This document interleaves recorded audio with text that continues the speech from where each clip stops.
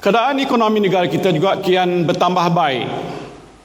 Jika dibandingkan pada bulan April 2020, ekonomi menguncup 28.7%. Tetapi pada bulan Disember 2020, ekonomi negara kita hanya menguncup 1.7%.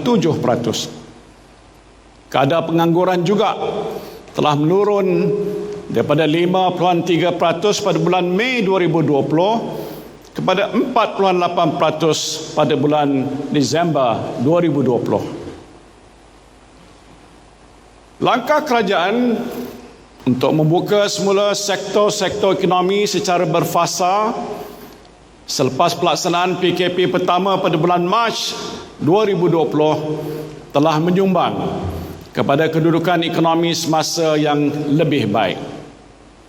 Kebenaran untuk aktiviti-aktiviti ekonomi beroperasi semula telah memberikan kelegaan kepada ekonomi negara dan yang lebih penting memberikan peluang kepada rakyat untuk kembali menjana pendapatan.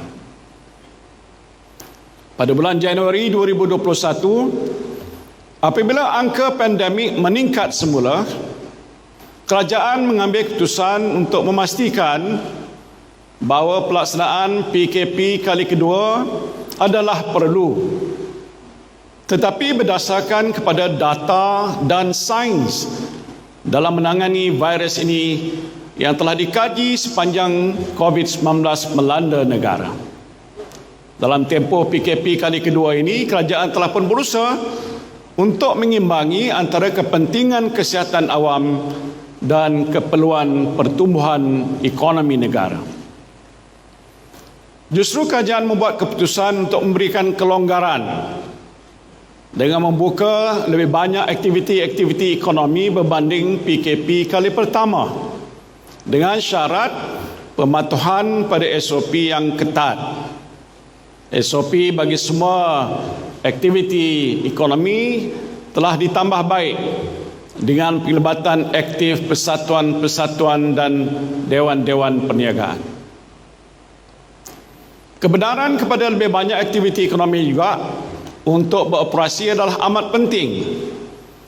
Kerana sebagai sebuah negara perdagangan, barangan dan produk yang dihasilkan dalam negara kita perlu diekspor.